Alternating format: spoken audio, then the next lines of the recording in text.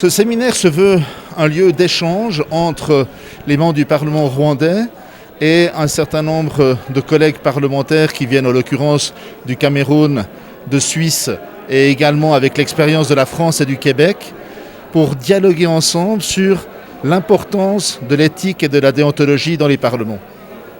Quel type de déontologie qui peut guider un député dans ses fonctions? C'est très important parce que nous avons vu dans beaucoup de pays du monde que quand vous avez un seul député, un seul membre du Parlement qui fait quelque chose de faux, alors ça entache la confiance que la population a dans ses élus. Et la population croit que c'est tous les élus qui ont triché, même si ce n'est qu'un seul. D'où l'importance d'avoir un code de déontologie, d'avoir des règles de base simples. Il ne faut pas avoir un corset qui empêche le député de s'exprimer.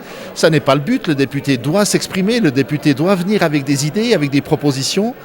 Mais ça doit se faire dans la transparence, une transparence minimale, pour que la confiance, un mot important, la confiance entre les électeurs et les élus se maintienne et se développe. Est-ce que la déontologie parlementaire est universelle ou est différente d'un pays à un autre? Au niveau de la base même de la déontologie, il n'y a pas de différence. Parce que dans déontologie, en fait, c'est le respect de celui qui nous a élus. C'est le respect de notre mandat au profit du pays, au profit du développement du pays. Ça veut dire qu'on ne va pas prendre de l'argent public pour des choses qui ne sont pas utiles.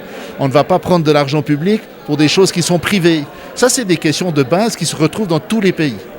Après, évidemment, qu'il y a des situations qui peuvent différer dans les modalités de mise en œuvre, dans des pays, par exemple, où les parlementaires sont à plein temps, ou dans des pays où les parlementaires sont des gens qui sont occupés à temps partiel et à côté de ça, ils ont encore un travail.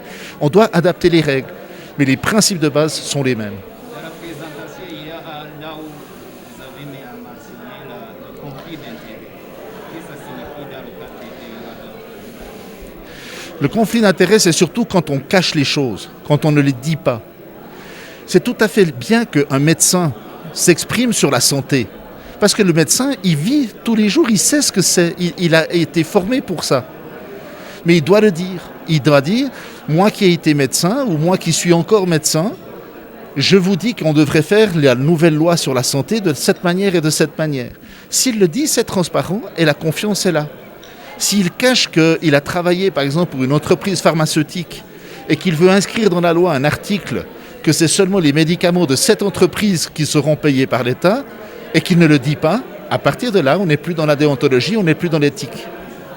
À votre expérience, comment avez-vous vu la culture de débat dans le Parlement français? Je crois qu'il n'y a pas de question de sacrifier quelque chose. Encore une fois, pour moi, l'important, c'est le respect des valeurs fondamentales et ensuite, c'est la transparence. C'est que, par exemple, déjà sur son site internet, on dit ce qu'on fait. C'est que quand on parle avec des gens et qu'on dit c'est ça qu'il faudrait faire, on explique pourquoi on pense que c'est ça qu'on doit faire. Et c'est pas parce que je vais gagner de l'argent ou qu'une entreprise va me verser de l'argent en cachette que je dis que cette question, elle est bien. Ça, c'est ces questions fondamentales.